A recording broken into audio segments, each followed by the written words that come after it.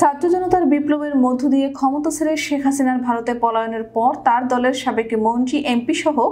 আওয়ামী দস্যুদের অনেকেই কুমিল্লার সীমান্ত পথে দালাল সিন্ডিকেটের সহায়তায় ভারতে ঢুকেছেন।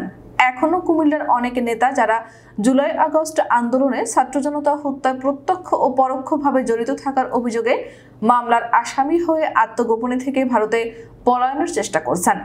ভারত বাংলাদেশ সীমান্তের কুমিল্লার বিভিন্ন পয়েন্টে থাকা চিহ্নিত দালালদের যেমন সহায়তা নিয়ে যেমন ভারতে পালিয়েছেন, তেমনি সীমান্ত এলাকার উপজেলা প্রশাসনের দায়িত্বে থাকা উপজেলা নির্বাহী অফিসাররা তাদের ভারতে পালানোর ব্যাপারে সহযোগিতা দিয়েছেন বলে গুঞ্জন উঠেছে। এদিকে কুমিল্লা জেলা জুড়ে গুঞ্জন আছে ব্রাহ্মণপাড়া সীমান্ত দিয়ে ভারতে পালিয়ে যাবার ক্ষেত্রে আওয়ামী লীগের সাবেক এমপি, জেলা ও উপজেলা পর্যায়ের নেতারা স্থানীয় ইউনো শাহ আজহারুল ইসলামের নেতৃত্বে উপজেলা প্রশাসনের লোকজনের সহায়তা নিয়েছেন। যদিও এ বিষয়ে কেউ মুখ খুলতে নারাজ, তবে স্থানীয় লোকজন জানিয়েছেন ব্রাহ্মণপাড়ার ইউনো শাহ আজহারুল ইসলাম 1 বছরেরও বেশি সময় দায়িত্ব পালন করছেন। 2023 সালের সেপ্টেম্বরে তিনি এই উপজেলায় যোগদানের পর গোটা প্রশাসনকে আওয়ামী লীগের এমপির নির্দেশনায় সাজিয়েছেন।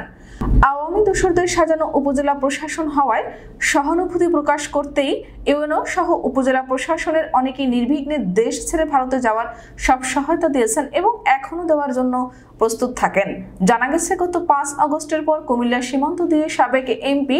আকমা বাহাউদ্দিন বাহার ও তার মেয়ে সাবেক সিটি মেয়র তাহসিন বাহার সূচনা ছাড়াও কুমিল্লা 5 আসনের সাবেক এমপি আবু জাহের, ব্রাহ্মণপাড়া উপজেলা পরিষদের সাবেক চেয়ারম্যান আবু তৈয়ব ওরফে ওপি,